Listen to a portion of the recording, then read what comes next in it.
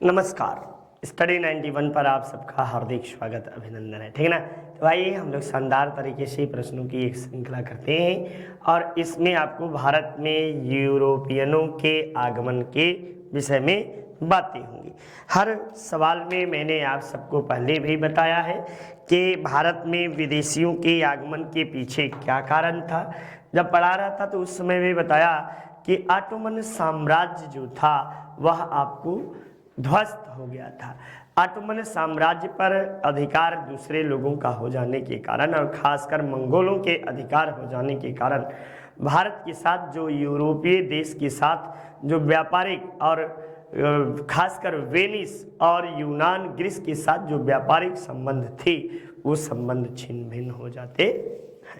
अब यूरोप में इसी बात की त्राहिमाम मचती है और यूरोप के जितने चाहे नॉर्वे, चाहे आपको स्पेन, चाहे आपको हॉलैंड, चाहे इंग्लैंड, चाहे आपको बेल्जियम, ये जितने देश रहते हैं इसमें आपको एक शासक रहता है स्पेन का हेनरी पंचम। हेनरी पंचम जो था वो बड़ा ही महत्वाकांक्षी और बड़ा उसके अभिरुचि समुद्र में घूमने टहलने की उसकी बड़ा समुद्र की ओर बड़ी अभिरुचि थी और इस तरह उसने अपने नाविकों को प्रोत्साहित किया और सभी देश में उसे खोजने के लिए कहा। इसी क्रम में धीरे धीरे सभी यूरोप के देश के जो नाविक थे वो साहसिक नाविकों का प्रयास ये रहा कि खोजा जाए। खोजते खोजते आपको कोलंबस ने नई दुनिया खोज डाली। वास्को डिगामा के द्वारा भारत खोज डाला गया। विश्व विषय अमेरिको द्वारा अमेरिका खोज दिया गया। तो इस तरह से आपको ऑस्ट्रेलिया खोजा गया। सभी को जो है ये यूरोपीय नाविकों के साहसिक यात्रा के फलस्वरूप खोज हुई। अब इस क्रम में भारत आने वाले यदि क्रम को देखा जाए तो सबसे पहले आपको पुर्तगाली आए, फिर आपको डेनिश डच आए, PDE से इंग्लैंड आए, फिर डेनिश आए और तब सबसे अंतिम में फ्रांसीसी आते हैं। वैसे ईस्ट की ओर व्यापार करने स्पेनिश भी आते हैं, लेकिन स्पेनिश भारत में व्यापार न करके बल्कि चीन और इंडोनेशिया, मलेशिया उधर के साइड में चीनी ताइपे आदि देशों में चीन का स्पेन का जहाज जो था जाता था, वहाँ पे आपको ये अपने उपनिवेश स्थापित किए। तो यहाँ पर हमें आपको यूरोपियनों के आगमन से संबंधित महत्वपूर्ण प्रश्न को पढ़ना है और कौन कौन से उनके समय में महत्वपूर्ण कार्य हुए। चूँकि आप जब तक प्रैक्टिस नहीं करोगे तब तक आपको प्रश्न नहीं आएगा। मैं खुद बता रहा हूँ 1000 बार कर लो, दिन भर पढ़ाता है आदमी, फिर भी कहीं न कहीं दिमाग से डाटा उड़ ही जाता है और डाटा उड़ने के परिणाम स्वरूप होता क्या है कि गलतियाँ होने के चांस ज़्यादा बढ़ जाते हैं। यदि आता हुआ प्रश्न आपको बाहर कर दे तो इसका अर्थ है कि आपको नहीं आया। ठीक, चलिए आइए देखते हैं हम सब प्रश्नों के श्रृंखला की ओर चलते हैं। ठीक, चलिए पहला ही प्रश्न आपके सामने है। निम्नलिखित वक्तव्यों पर विचार कीजिए तथा नीचे दिए गए कूट से सही उत्तर का चयन कीजिए। व्यापारी क्या है? यूरोपीय व्यापारियों ने भारत में हुंडी प्रणाली का परिचालन किया। क्या सही है? मुझे तो नहीं लगता। ठीक ना। अब देखते हैं आगे कथन क्या है। हुंडी मुगल भारत में प्रचलित थे, तो हुंडी तो मुगल भारत में यदि प्रचलित है तो आपको बी स्वतः गलत हो जाएगा। तो आइए अब कहता है क्या ए और बी दोनों सही है तथा ए की सही व्याख्या बी आपको कर रहा है। ए और बी दोनों सही है परंतु ये बी की सही व्याख्या नहीं कर रहा है। ए सही है परंतु बी गलत है, या ए गलत है परंतु बी सही है। अब बड़ा ही अब देखो, यूरोपीय व्यापारियों ने भारत में हुंडी प्रणाली का प्रचलन किया। ठीक ना।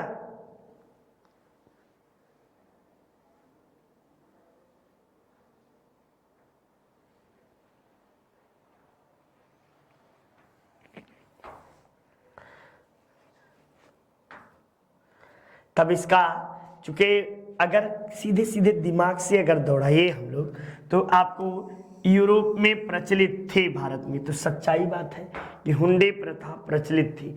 सल्तनत काल में भी हुंडी व्यवस्था, ये तो मुगल की बात कर रहा है, सल्तनत काल में भी हुंडी व्यवस्था भारत में प्रचलित थी, ठीक ना। तब आपको कैसे सही, तो आपको ए, आपको चौथा ए गलत है, परंतु आर इसकी सही व्याख्या, बी सही है। ए इस तरह से आपको जो है कि इसका आंसर जो है ये सही हुआ। नेक्स्ट देखिए, कोरोमंडल बंदरगाह में डचों द्वारा निर्यात के प्रमुख वस्तु क्या थी। तो कोरोमंडल में आपको डचों के व्यापार के प्रमुख वस्तु जो थे वह वस्त्र थी। यदि कहा जाए तो पुर्तगाली आपको जो थे, यहीं पे आप देख लो तो नील, नील और सोरा इसके व्यापारी कौन हो गए थे, तो अंग्रेज हो गए थे। अंग्रेज ज्यादा व्यापार करते थे। मसालों का व्यापार पुर्तगालियों के पास था, और वस्त्र व्यापार को भारत में यदि किसी ने प्रचार प्रसार किया तो वह कौन थे, डचों ने वस्त्र का व्यापार। और भारतीय महाद्वीप के वस्त्रों को विदेशी यानी निर्यात करने का श्रेय यदि किसे जाता है तो भारतीय वस्त्रों को निर्यात करने का श्रेय,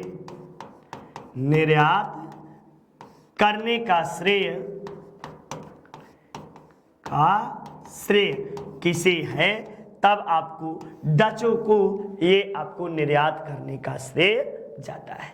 ठीक, चलिए नेक्स्ट देखिए, आइए अगले प्रश्न की ओर चलते हैं।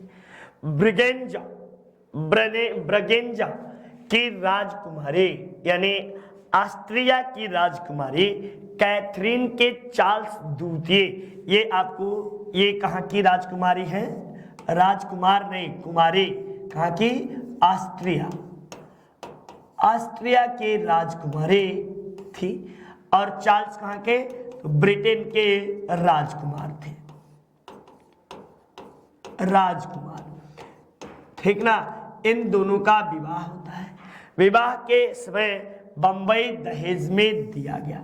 अब पहले तो इन दोनों का विवाह कब हुआ, तो इन दोनों का विवाह 1761 ईस्वी में। कब, 1700 आपको जो है 61 ईस्वी में इन दोनों का, सॉरी 1700 बोल रहा हूं क्या, 1661 ईस्वी में इनका विवाह हुआ, ठीक ना, 1661 ईस्वी में। हाँ, 1661 ईस्वी में विवाह हुआ, ये बात विवाह। और आप सबको बता दें कि विवाह में जब बंबई दहेज में दिया गया तो बंबई को आपको 1668 ईस्वी में 10 पाउंड, कितना, 10 पाउंड वार्षिक दर पर, 10 पाउंड वार्षिक दर पर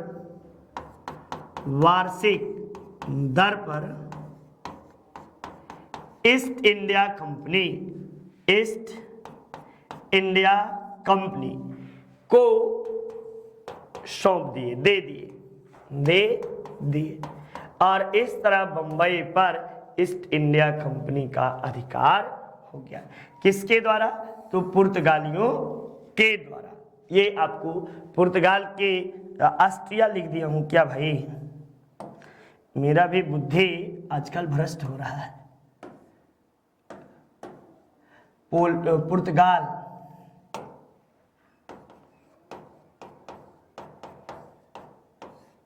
ठीक, बुद्धिया जैसे जैसे ना ज्यादा ज्ञान होने लगता है तो ये बुद्धि भी भ्रष्ट होना चालू हो जाती है।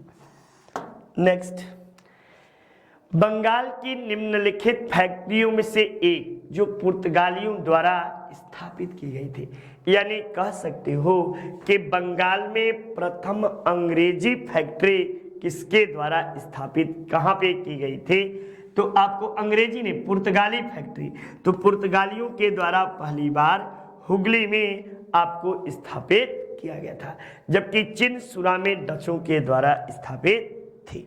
चलिए नेक्स्ट देखिए, यदि और इसके अंदर की व्याख्या करनी हो तो आप ऐसे कर सकते हो कि पुर्तगालियों ने पहली फैक्ट्री अपनी कोच्चि में लगाई और इसके बाद उन्होंने गोवा में बनाया।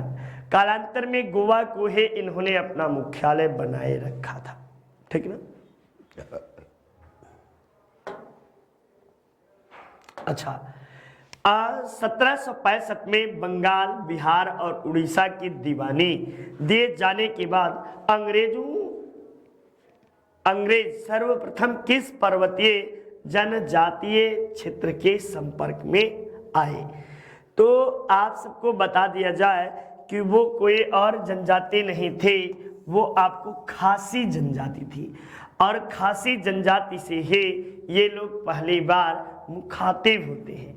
चूंकि ये सड़क का बंगाल और असम के बीच ये सड़क का निर्माण करना चालू करते हैं, उसी समय खासी जनजाति के लोगों के द्वारा इनका विरोध किया जाता है।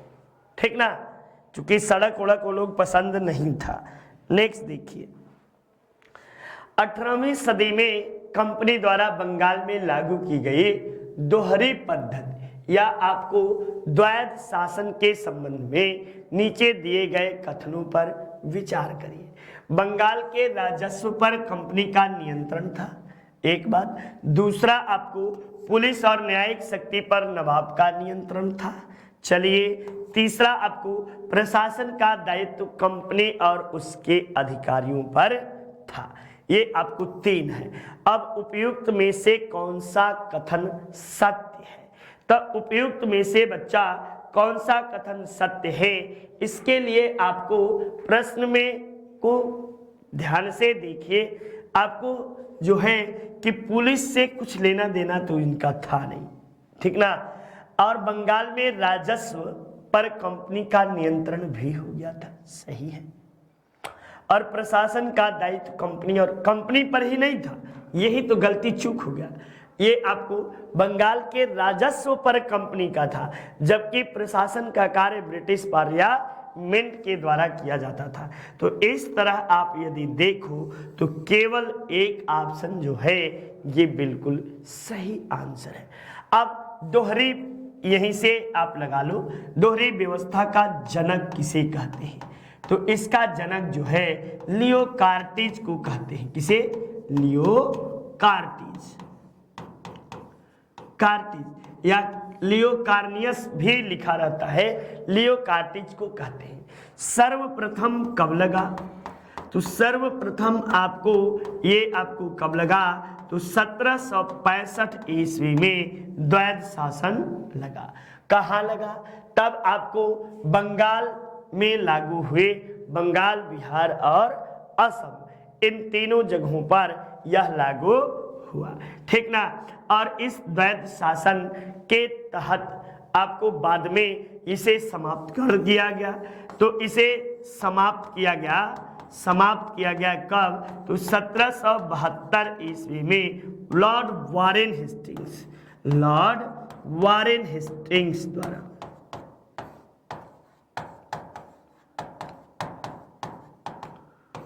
द्वारा समाप्त कर दिया जाता है। ठीक, चलिए नेक्स्ट आइए, अगले क्लास में हम लोग चलते हैं, अगले क्वेश्चन की ओर चलते हैं। मतलब ब्लैक होल की घटना का विवरण हमें एक अंग्रेज से प्राप्त होता है। बड़ा हालवेल था, बड़ा झूठा था, और वो कौन था? हालवेल आपको माना जाता है। हालवेल ही इस घटना का उत्तरदायी और जिम्मेदार भी माना जाता है। ये आपको घटना सर्वप्रथम घटित कब हुई थी? तो 20 जून 1756 ईस्वी को, 20 जून 1756 ईस्वी को ये घटना घटित हुई। और इस घटना में हालवेल जो था एक मनगढ़ंत कहानी बनाया, और उस कहानी में उसने यह बात कही कि 18 फीट लंबे और 14 फीट चौड़े कमरे में लगभग 178 अंग्रेज जो है बच्चे, औरत और मर्द सबको रखा गया, जिसमें 23 लोग जीवित बचे, बाकी सारे लोग मृत्यु को प्राप्त किए। और उस जीवित व्यक्ति में से चुट्टा ये भी एक था, ठीक ना, ये झूठ बोल रहा था। और इसी के झूठ बोलने का इसलिए चुट्टा कहा कि इसी के झूठ बोलने का परिणाम ये रहा कि आगे चलकर आपको जो है बक्सर का पलासी का युद्ध होता है और इस युद्ध में एक षड्यंत्र विषाद बिछती है, सिराजुद्दौला पराजित होता है, मारा जाता है और यहीं से भारत में आपको पलासी के युद्ध ने अंग्रेजों को भारत में खड़ा होने का स्थान सुनिश्चित कर दिया। ठीक ना, चलिए नेक्स्ट। लॉर्ड डलहौजी की विलय नीति का प्रथम शिकार कौन हुआ? अच्छा, तो लॉर्ड डलहौजी की विलय नीति का प्रथम शिकार सतारा हुआ था। कब हुआ था? तो आपको 1848 ईस्वी में सतारा पहला शिकार हुआ था। विलय की नीति को डॉक्ट्रिन ऑफ लैप्स भी कहते हैं या हड़प का सिद्धांत के नाम से भी जाना जाता है। और जब पूछे ये तो प्रथम हो गया, अंतिम कौन था इसका शिकार, तब बताइएगा कि अंतिम अवध था। कौन था? अवध अंतिम था। और अवध का विलय कब हुआ था? तो 1856 में। किस आधार पर? तो कुशासन के आधार पर। किसके? कुशासन के आधार पर।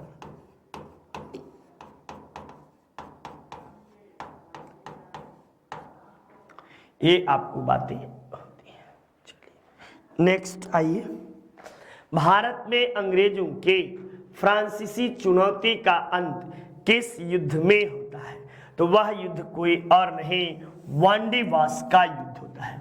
वांडीवास के युद्ध में अंग्रेजों के फ्रांसीसियों के पराजय हो जाते हैं और इसके साथ ही फ्रांसीसियों का भारत से प्रभाव समाप्त हो जाता है। यदि देखा जाए तो वांडीवास का युद्ध आपको कब लड़ा गया? तो वांडीवास का युद्ध 22 फरवरी 1760 ईस्वी को, फरवरी नहीं है शायद, जनवरी, 22 जनवरी 1760 ईस्वी को लड़ा गया। पलासी का युद्ध 23 जून 1757 ईस्वी को लड़ा गया। बक्सर का युद्ध 22 अक्टूबर 1764 ईस्वी को लड़ा गया। और श्रीरंगपट्टनम का युद्ध जो था ये आपको कब लड़ा गया था? तो ये आपको 1790 ईस्वी में श्रीरंगपट्टनम का युद्ध या श्रीरंगपट्टनम के संधि हुई थे, आपको जो है लॉर्ड कॉर्नवालिस और टीपू सुल्तान के बीच में।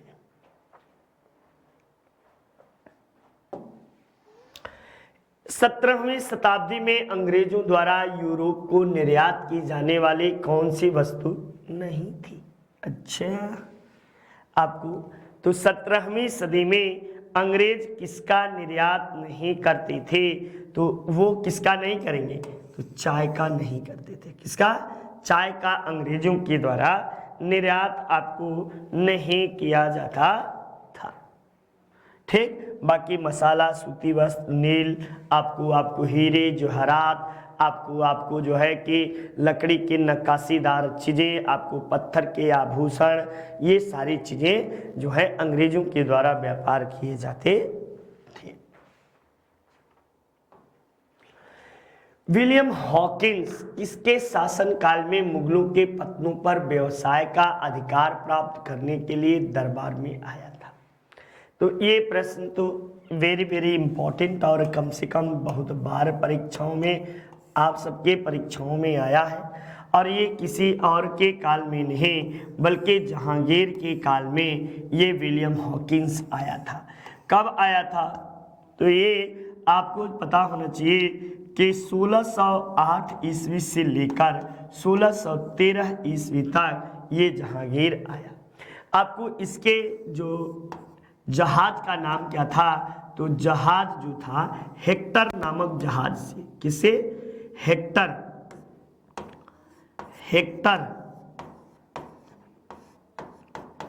नामक जहाज ये और क्या आया था, तो ये आपको जहांगीर ने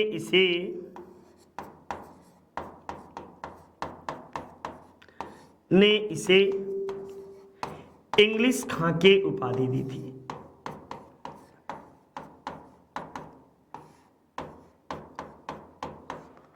की उपाधि दी, क्या दिया, तो इंग्लिश खां के उपाधि जहांगीर द्वारा इसे दिया जाता है।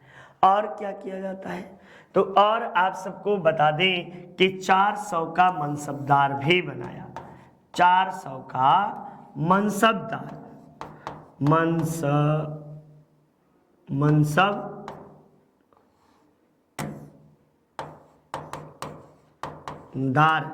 नियुक्त किया। ये इसके समय के प्रमुख बातें हुई। 400 का मनसबदार इसे नियुक्त किया जाता है। आगे देखा, ये प्रमुख बातें हुई। नेक्स्ट, लेकिन यह व्यापारिक अनुमति लेने में सफल नहीं हुआ था, ठीक ना। मुगल दरबार में 1717 ईस्वी में भेजे गए दूत मंडल का प्रमुख कौन था, जिसने फर्रुखसियर के शाही फरमान को प्राप्त किया था, तो वो आपको कोई और नहीं था, ये आपको विलियम हैमिल्टन था। और विलियम हैमिल्टन जो था यह एक चिकित्सक था और इसने फर्रुखसियर को एक फोड़ा हो गया था जो कि इसका नासूर था और उसका इलाज इसके द्वारा किया जाता है। इसके द्वारा उसका इलाज किया जाता है, जिसके परिणाम स्वरूप ये आपको व्यापार करने की अनुमति दे देता है। नेक्स्ट, अगले प्रश्न में आइए। ये देखिए, आपको मिलान करने के लिए दे दिया। एक तरफ आपको जो है वास्को डिगामा कहाँ गए थे, तो कहा अच्छा किस देश के थे, तो वास्को डिगामा आपको पुर्तगाल के थे, ये आपको पकड़ा गया। कोलंबस जो था यह स्पेनी नाविक था। जेम्स कुक जो थे ये ब्रिटेन के थे और तस्मान जो थे ये हॉलैंड के थे। तो इस तरह यदि आप देखोगे तो आपको जो है कि पहले का दूसरा, दूसरे का पहला, फिर चौथा, फिर तीसरा, ये आपको बिल्कुल राइट आंसर होगा। ठीक, नेक्स्ट, भारत के पश्चिमी घाट में निम्न में से किस स्थल पर इंग्लिश फैक्ट्री आपको लगी थी। पश्चिमी घाट पूछ रहा है, ये देखो ये आपको हुआ ना, तो ये तो पूर्वी घाट भारत का हुआ और ये आपको पश्चिमी घाट हुआ। तो पश्चिमी घाट पर सर्वप्रथम आपको कहाँ हुआ, तो आपको कोच्चिन में या तेल्लीचेरी में या कुन्नूर में या कालीकट में अंग्रेजों की फैक्ट्री लगी। तो अंग्रेजों की पहले किस स्थल पर अंग्रेजी फैक्ट्री लगी थी, ये थोड़ा सा बड़ा फंसाने वाला प्रश्न है भाई।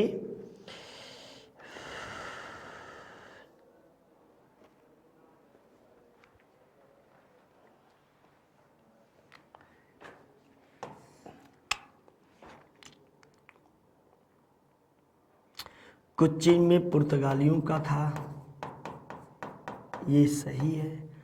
मुसलीपट्टनम में और आपको वहाँ पे करा पश्चिमी तट पर। अच्छा, ये आपको मालाबार तट पर स्थित तेल्लीचेरी जो था यही आपको था। और तेल्लीचेरी आप सबसे बता दिया जाए कि तेल्लीचेरी आज भी तेल्लीचेरी जो है यह मिर्च के लिए, किसके लिए, मिर्च के लिए प्रसिद्ध है। तेल्लीचेरी आज भी मिर्च के व्यापार के लिए प्रसिद्ध है और यह मालाबार तट पर है,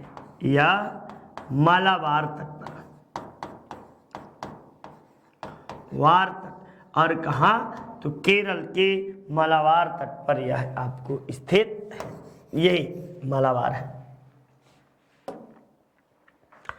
नेक्स्ट देखिए, कौन सा बंदरगाह काली मिर्च निर्यात के लिए प्रसिद्ध था। ये क से काली और क से कालीकट। कालीकट जो था यही आपको प्रसिद्ध था। काली मिर्च, कालीकट, ये याद कर लो। काली मिर्च के लिए कालीकट जो था ये काली मिर्च के लिए प्रसिद्ध था। कालीकट के बंदरगाह से और याद आया होगा, वास्को डिगामा इसी पर आया था। वास्को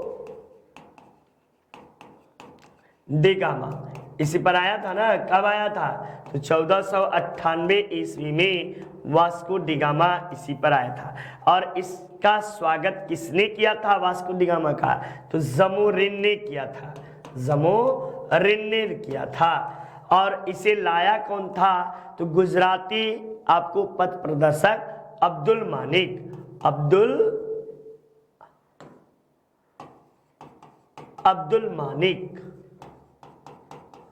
अब्दुल मानिक जो कि गुजराती पथ प्रदर्शक था।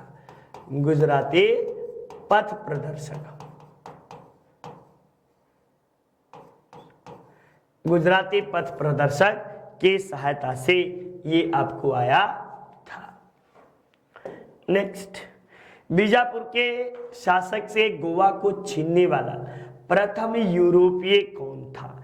तो गोवा को छीनने वाला पहला व्यक्ति कौन था? ये आपको अल्बुकर्क, ये प्रथम पुर्तगाली गवर्नर।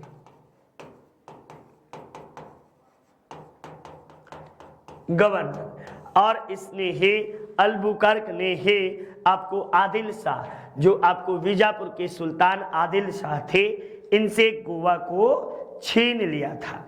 ठीक ना। ये आपको कब छीना था? तो 1520 ईस्वी में आदिल शाह, यूसुफ आदिल शाह से इसने गोवा छीन लिया था।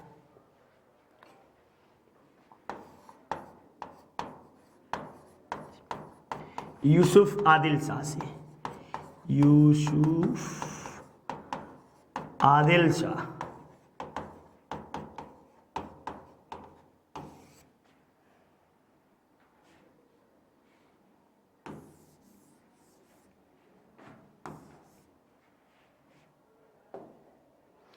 रिज्विक संधि के पश्चात पांडिचेरी वापस किसको मिली? तो वापस फ्रांसीसियों को, चूंकि इसमें फ्रांसीसियों का ही अधिकार था। रिज्विक संधि 1697 ईस्वी में रिज्विक की संधि हुई और इस संधि के पश्चात आपको फ्रांसीसियों को जो है ये वापस मिल गया। अब रिज्विक की संधि यदि पूछा जाए किसके बीच हुआ, तो यह आपको जो था रिज्विक की संधि आपको ये जो था फ्रांसीसियों और आपको जो था डचों के बीच यह आपको जो था हुआ।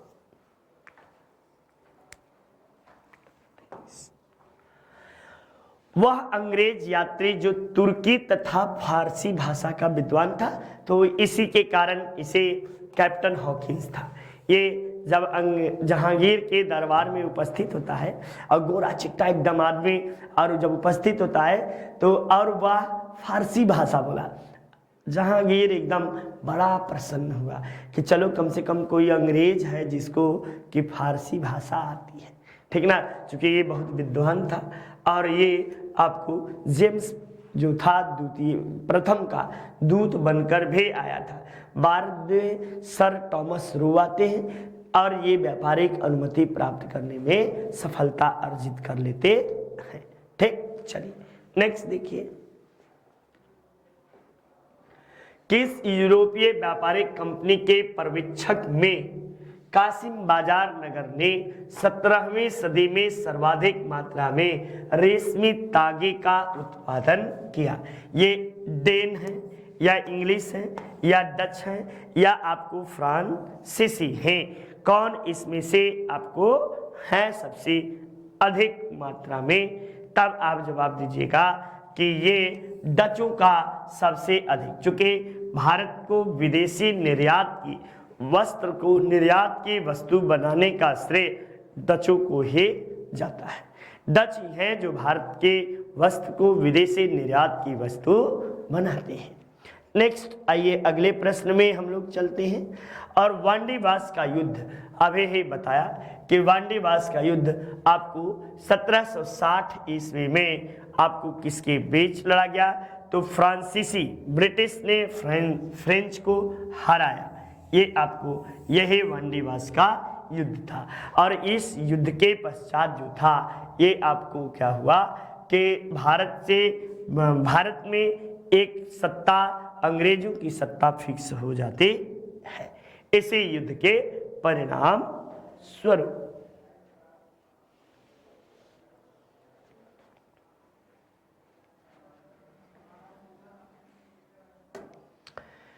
किस पुर्तगाली गवर्नर ने शांत जल के नीति को फॉलो किया?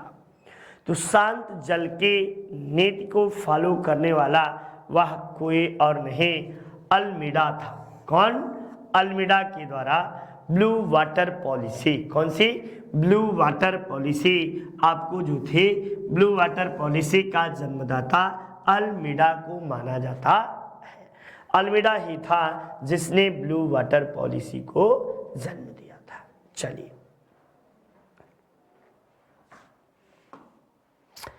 दक्षिण पूर्वी तट पर पुर्तगालियों की एकमात्र बस्ती कौन थी? दक्षिण पूर्वी तट पर पुर्तगालियों की एकमात्र बस्ती, वैसे तो ये लोग हुगली में भी बनाते हैं, सेंट टोमे जो था यही होना चाहिए। सेंट टोमे या थोमे जो था यही पुर्तगालियों का एक केंद्र हुआ करता था। सेंट टोमे यही पुर्तगालियों का केंद्र हुआ करता था। ये आपको सेंट टोमे जो है ये कालीकट के पास ही था, सेंट थोमे या कुमे। नेक्स्ट देखिए, अल्फांसो डे अल्बुकर्क के मजार कहाँ है? तो अल्फांसो डे अल्बुकर्क के मजार आपको गोवा में है। कहाँ पे? अल्फांसो डे अल्बुकर्क के मजार जो है ये आपको कहाँ पर स्थित है? तो गोवा में अल्फांसो डे अल्बुकर्क के मजार है। ये आपको कब मरा था? तो अल्फांसो डे अल्बुकर्क 1510 ईस्वी में 9 में इसकी मृत्यु हो जाती है और इसका मजार यहीं पर है। अंग्रेजों का फोर्ट विलियम कहाँ स्थित है? तो फोर्ट विलियम अंग्रेजों ने कलकत्ता में बनवाई थी। कहाँ? तो फोर्ट विलियम अंग्रेजों के द्वारा कलकत्ता में बनवाई गई थी। और फोर्ट विलियम आपको इसके स्थापना 1517 ईस्वी में पूर्ण हुई थी। ठीक ना? वैसे यह बनना कब से चालू हुआ था जब आपसे पूछा जाए तब बताइएगा कि यह आपको 1696 ईस्वी से बनना चालू हुआ था। ठीक ना? ये आपको प्रमुख बातें कई बार पूछा गया है फोर्ट विलियम। नेक्स्ट अगले प्रश्न के ओर आइए। अगले प्रश्न में आपसे जो सवाल पूछा गया है, 1746 से 1761 के बीच 3 आंग्ल फ्रांसीसी युद्ध हुआ। उस समय आपको वहां का सम्राट कौन था? ये भैया बड़ा सही सवाल पूछा कि आपको कौन था वहां का सम्राट? तो लुई 15वां जो था ये सम्राट था। और लुई 15वां एक बड़ा अपना सूझबूझ का परिचय दिया था और कहा था कि मेरी मृत्यु के बाद फ्रांस में एक भयंकर परिवर्तन या क्रांति होने वाली है। और होता भी यही है। जब ये मर जाता है तो मरने के बाद लुई 16वां गद्दी पर बैठता है और लुई 16वें के शासनकाल में ही 1789 ईस्वी में फ्रांसीसी क्रांति होती है और फ्रांस में प्रथम गणतंत्रीय शासन की स्थापना होती है। ठीक ना? ये आपको कई बार परीक्षाओं में इससे संबंधित भी प्रश्न पूछे गए हैं। लुई 16वां और लुई 14वें के आपको जो है कि लुई 14वें के समय में आपको फ्रांसीसी ईस्ट इंडिया कंपनी की स्थापना हुई थी। फ्रांसीसी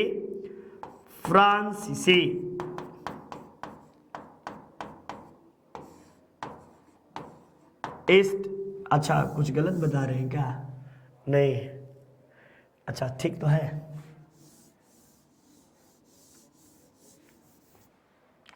ये आपको कब हुई थी? तो एकदम बिल्कुल सही है।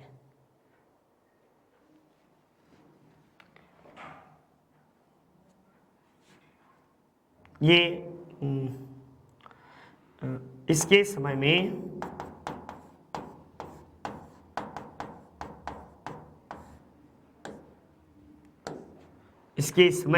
फ्रांसीसी ईस्ट इंडिया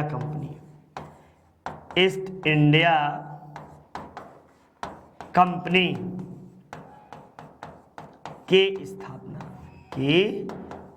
स्थापना हुई। और क्या हुआ, तब आप कह सकते हो कि लुई 16वें के समय 1789 ईस्वी में फ्रांसीसी क्रांति हुई।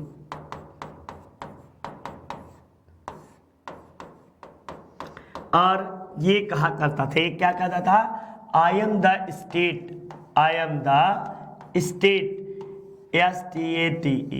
स्टेट, मैं ही राज्य हूं, अर्थात मैं ही राज्य हूं। ये कहता था कि मैं ही राज्य हूं, ऐसी बातें इसके द्वारा। और लुई 16वां कहता था, I am the representative of God, I am the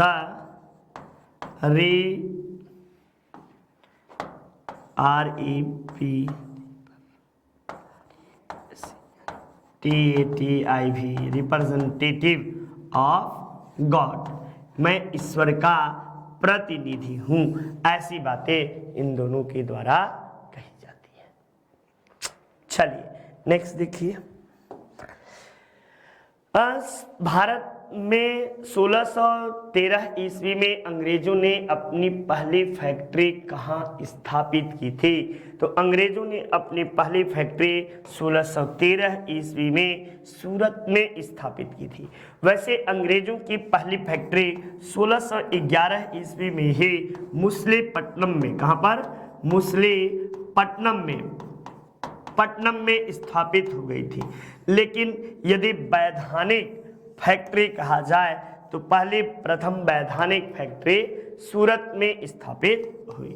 वैधानिक फैक्ट्री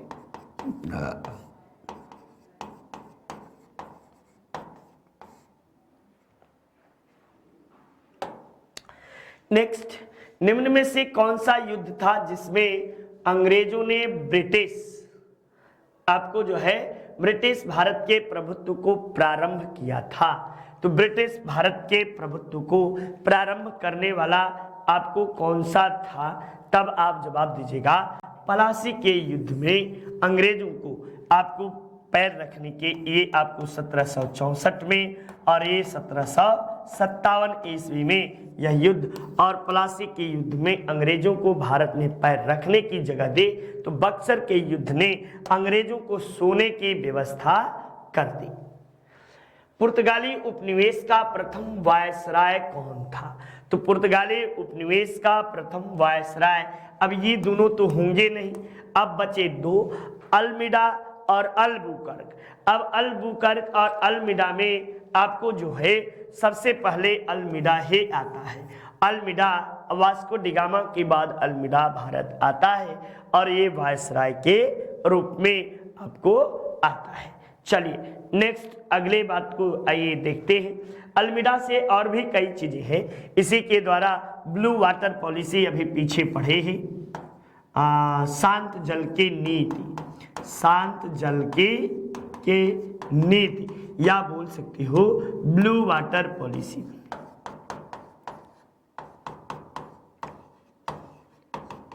इसी के द्वारा प्रारंभ की जाती है। ये आपको निम्न में से किसे भारत में फ्रांसीसी कंपनी का संस्थापक कहा जाता है? तो फ्रैंको मार्टिन को, किसे?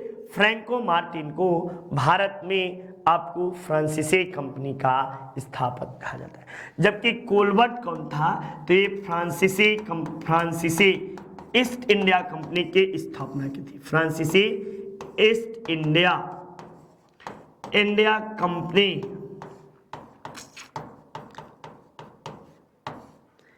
की स्थापना की। ये आपको इसके द्वारा किया जाता है, फ्रांसीसी ईस्ट इंडिया कंपनी के। तो मार्टिन फ्रैंको जो था, इसी के द्वारा आपको भारत में ईस्ट इंडिया कंपनी के स्थापना की जाती है। कोलवर्ट तो कभी नहीं, ठीक ना।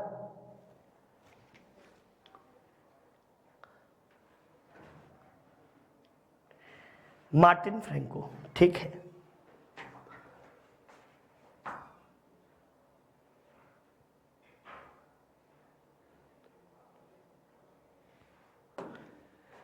पुर्तगालियों के विरुद्ध शाहजहां ने किस नगर को घेरा था? तो पुर्तगालियों के विरुद्ध शाहजहां ने हुगली में घेरा था और पुर्तगालियों का बार बना दिया था, समझ लीजिए, एकदम सबको स्वाहा करा दिया था। चूंकि पुर्तगाली करते क्या थे ना कि महिला और वृद्ध पुरुष और बच्चों को जबरन ईसाई बना रहे थे।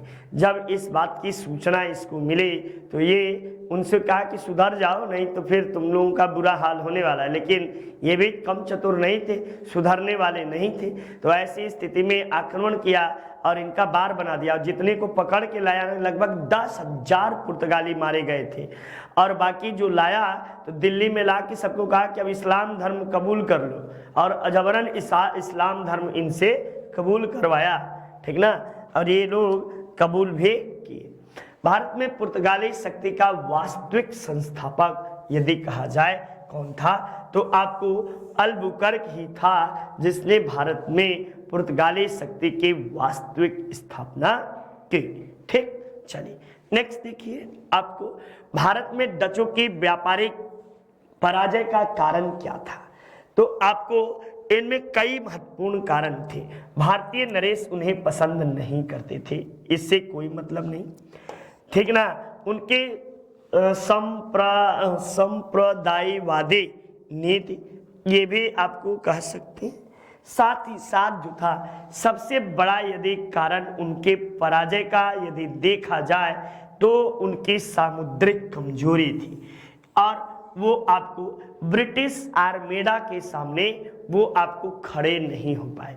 ब्रिटिश आर्मेडा के द्वारा वो पराजित हो जाते हैं, और अंत में यही होता है कि आपको जो है कि उन्हें अपना बोरिया बिस्तर बांधकर वापस स्वदेश लौटना पड़ता है।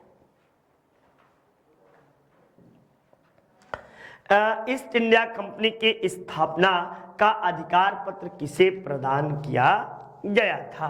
तो आपको एलिजाबेथ प्रथम को ईस्ट इंडिया कंपनी के स्थापना का अधिकार प्रदान किया गया था, और एलिजाबेथ प्रथम के समय ही ईस्ट इंडिया कंपनी की स्थापना आपको 31 दिसंबर 1600 ईस्वी को हुई थी। 31 दिसंबर 1600 ईस्वी को ईस्ट इंडिया कंपनी की स्थापना हुई थी। नेक्स्ट, भारत में आने वाला प्रथम अंग्रेज कौन था? तो भारत में आने वाला आपको पहला अंग्रेज जॉन मिल्डन हॉल था, जो भारत पैदल आया था, यानी भूमि उसको क्या बोलते हैं, स्थल मार्ग से आने वाला प्रथम अंग्रेज जो था, जो कि स्थल मार्ग से आया। नेक्स्ट देखिए, गोलकुंडा के सुल्तान द्वारा अंग्रेजों को सुनहरा फरमान कब दिया गया था? तो गोलकुंडा के सुल्तान ने भी अंग्रेजों को सुनहरा फरमान आपको कब देते हैं? तो ये आपको 1632 ईस्वी में इनको फरमान दिया जाता है। 1632 में फरमान देते हैं। नेक्स्ट आइए,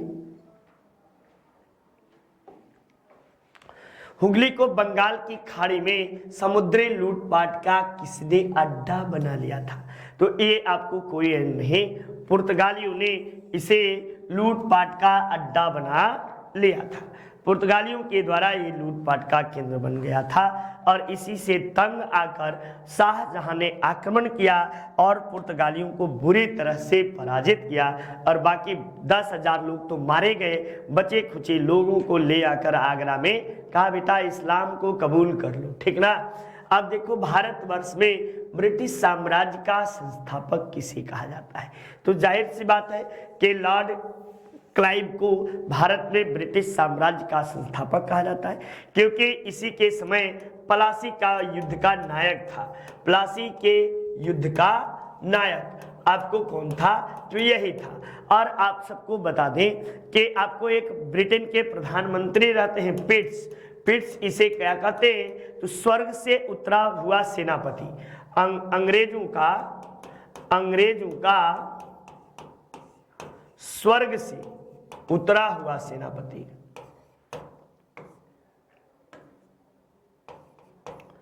स्वर्ग से उतरा हुआ सेनापति, ये आपको कहते हैं। तो इस तरह के चीजें कही जाती हैं। नेक्स्ट देखिए, निम्न में से किसे स्वर्ग से उतरा हुआ सेना नायक कहा गया?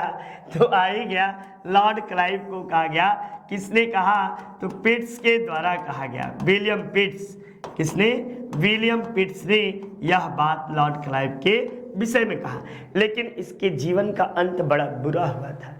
जीवन के अंत में इसने आत्महत्या कर ली थी और जाके फांसी लगा लिया था और ऊपरे चल दिया था, चल बसा था। फांसी लगा के ये ऊपर चला जाता है। इसके समय के सबसे बड़े इसकी बुराई देखने को मिली। नेक्स्ट देखो, आओ अगले प्रश्न में, ईस्ट इंडिया कंपनी ने बंबई किससे लिया था? तो ईस्ट इंडिया कंपनी ने बंबई पुर्तगालियों से लिया था। कब लिया था? तब आप बताइएगा 1668 ईस्वी में, 1668 ईस्वी में बंबई जो था ये आपको ब्रिटेन के राजा चार्ल्स द्वितीय, ब्रिटिश सम्राट चार्ल्स द्वितीय द्वारा 1668 ईस्वी में ईस्ट इंडिया कंपनी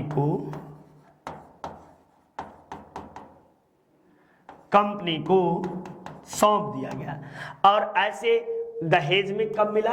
तब बताइएगा कि दहेज में बंबई, हेज में कब मिला? तब बताइएगा कि 1661 ईस्वी में दहेज के रूप में बंबई मिला था। ठीक ना, चार्ल्स को।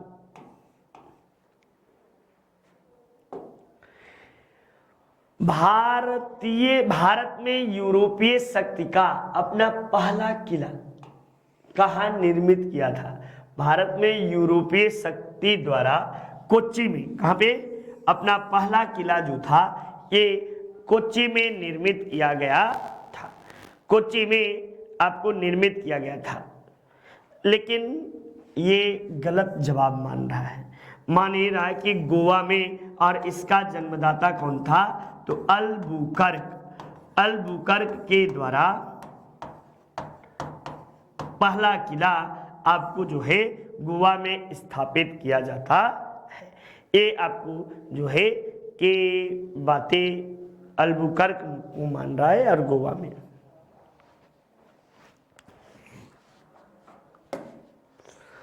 बंगाल में निम्न में से कौन सा कारखाना डचों द्वारा स्थापित किया गया? तो डचों द्वारा बंगाल में चिनसुरा में, कहाँ पे? चिनसुरा में, बंगाल के चिनसुरा में आपको डचों द्वारा कारखाना स्थापित किया जाता है। ठीक ना। नेक्स्ट आइए अगले प्रश्न में हम लोग चलते हैं। तो अगले प्रश्न में आपको महत्वपूर्ण बातें क्या रहती हैं? तो पुर्तगालियों ने भारत में निम्न में से किस स्थान पर पहली फैक्ट्री लगाई थी? तब तो ये तो जवाब आप सब दे ही देंगे, बताने की जरूरत नहीं है। ये कहाँ पर? कोच्चि में। कहाँ पर? कोच्चि में पुर्तगालियों द्वारा पहले फैक्ट्री कोच्चि में लगाई जाती है। ठीक ना। कब लगाई जाती है? तब आप जवाब क्या देंगे? तो आपको 1503 ईस्वी में। कब? 1503 ईस्वी में पुर्तगालियों द्वारा पहली फैक्ट्री लगाई जाती है। जबकि आपको 1498, नाम सुने होंगे, 1498 कालीकट का नाम सुने होंगे। कालीकट पर जमोरिन स्वागत करता है। किसका?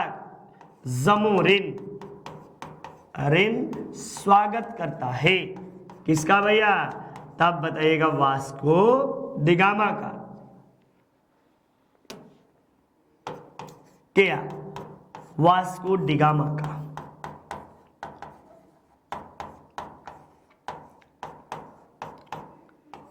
इतने नहीं, आप सबको बता दें कि ये 60 गुना पूरा खर्चा वर्चा काटने के बाद 60 गुना अधिक लाभ ये पाया। और मार तहलका मच गया यूरोप में कि अरे भैया कितना लाभ, इतना लाभ, इतना, सबको लालच होने लगी और सब ईस्ट इंडीज की ओर आना चालू कर दिए। भारत सबका अड्डा निकला, सोने की चिड़ियों को चूस चूस के चूसा आम साले सब बना दिए, एकदम से चूसे, इतना चूसे ना कि पूछिए मत।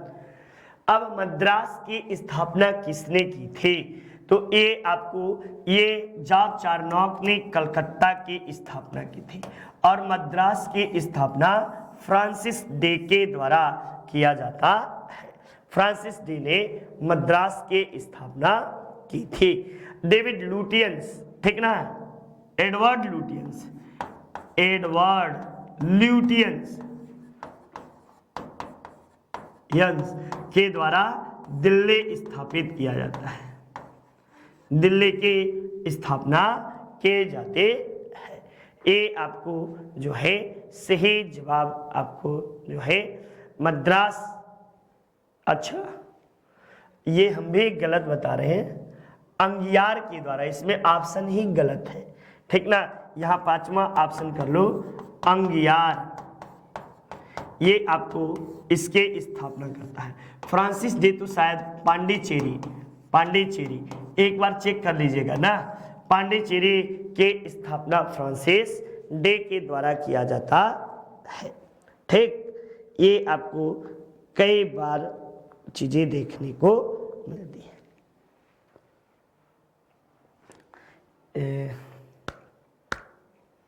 कोई साधन नहीं है, नहीं तो मैं चेक कर लेता खुद ही। चलिए आप सब देख लीजिएगा। भारत में सहायक संधि के अवधारणा का प्रतिपादन सर्वप्रथम किसने किया था?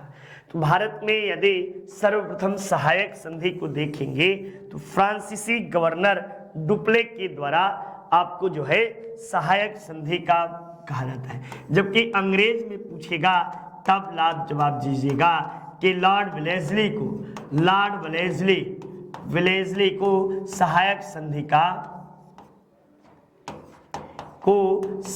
संधि का जन्मदाता कहते हैं। और ये आपको बंगाल का शेर ससुरा कहता था, स्वयं को बंगाल का शेर कहा करता था, ठीक ना, कि I am lion of Bengal. वाह भाई वाह, आए हो कहाँ से और यहाँ के शेर बन गए हो। तो यूरोपीय शक्तियों के भारत में आगमन का जो पहला प्रश्न शायद यही पढ़ाया जाता है, आप याद कर सकते हो, PDEDF, इसे आप याद कर लेना।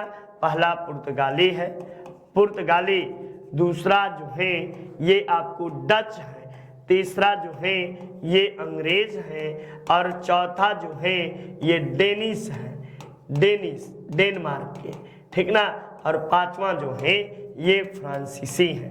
सबसे अंतिम में फ्रांसीसी है और सबसे पहले आपको आए हैं। तो आपको इसमें पहला लगा लो, ये पहला हो गया, यानी पहला, और इसके बाद डच दूसरा, फिर आपको तीसरा और फिर चौथा। तो इस तरह से आप लगा सकते हो 4-2, 4-2, 1-3, यानी ऑप्शन संख्या 3 is your right answer. Next देखिए, उस क्षेत्र की पहचान करें जहां से यूरोपियों को उत्तम सोरा और अफीम प्राप्त होता था। तो यूरोपियनों को उत्तम सोरा और अफीम कहां से प्राप्त होता था? तो ये कोई और स्थान नहीं था, ये बिहार जो था सोरा और अफीम के लिए ये प्रसिद्ध था। बिहार से ही इन्हें सोरा और अफीम के प्राप्ति होती थी, ठीक। तो इस तरह से आपको प्रश्नों की श्रृंखला जो है समाप्त हुई। नमस्कार, जय हिंद, जय भारत।